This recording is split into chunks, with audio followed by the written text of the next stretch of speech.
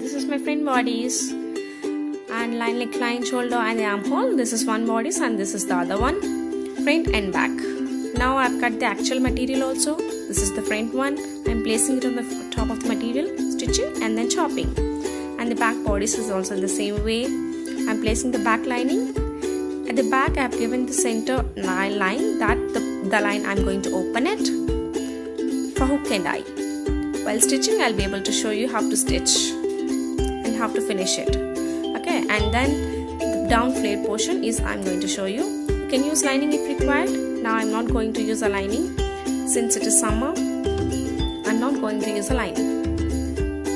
Since my cloth is very less, I'm gonna pleat it only just 2 pleats, either a block split or inverted box split.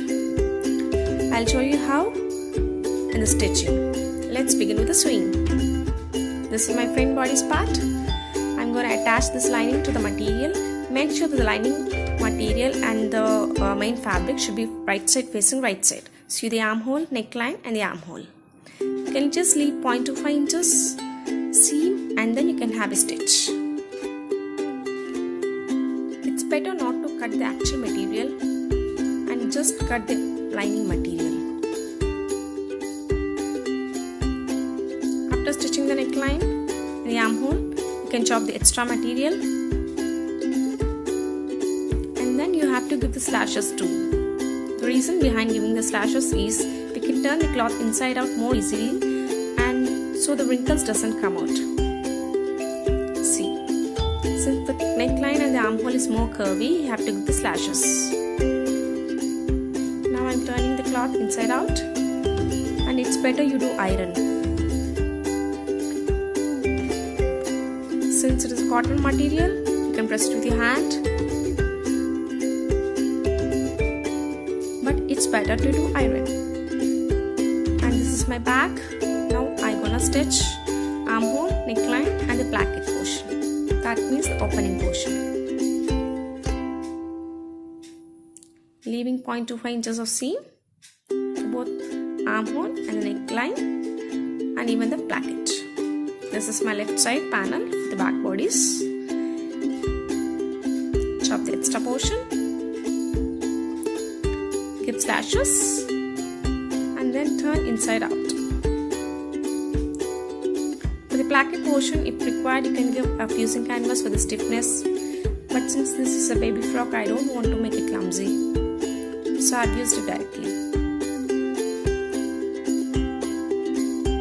This is my left side panel. The same way I'm gonna make the right side panel. Starting from the edge, make it straight, neckline and the armhole.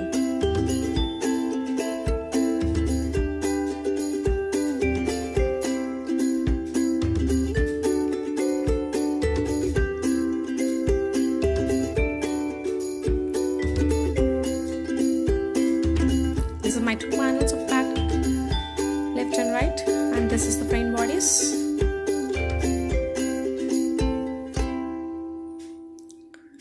Now we'll start with sewing again, attaching the flared portion to the front part.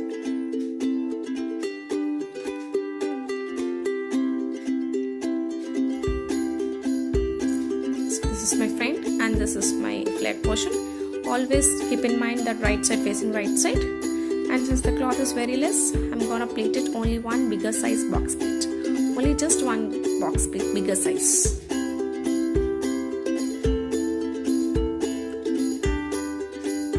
And that too in the center I have given.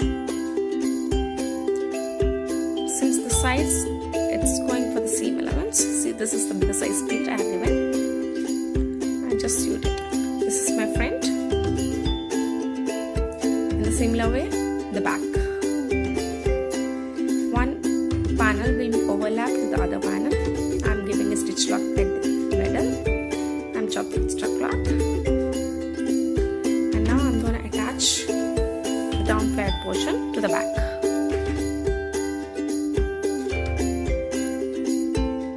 In the same way, I'm pleating a one bigger box pleat. Same as for the front bodice. Sew it. If you want, you can give a double stitch. And now my front and bodice part is ready. I'm starting from armhole to the edge. I'm giving one stitch from top to bottom. In this case, I'm not using the right side facing right side, since if you stitch on top like this, there is no required for hemming or overlacking. After this, I have attached the shoulders to both the shoulders.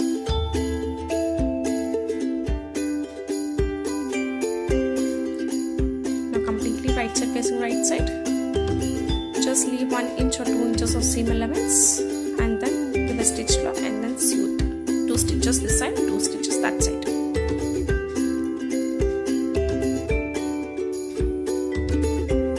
As shown in the figure.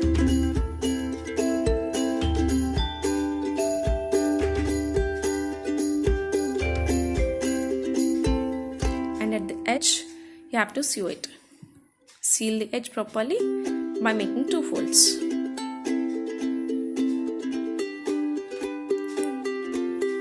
This is the last step of our frock.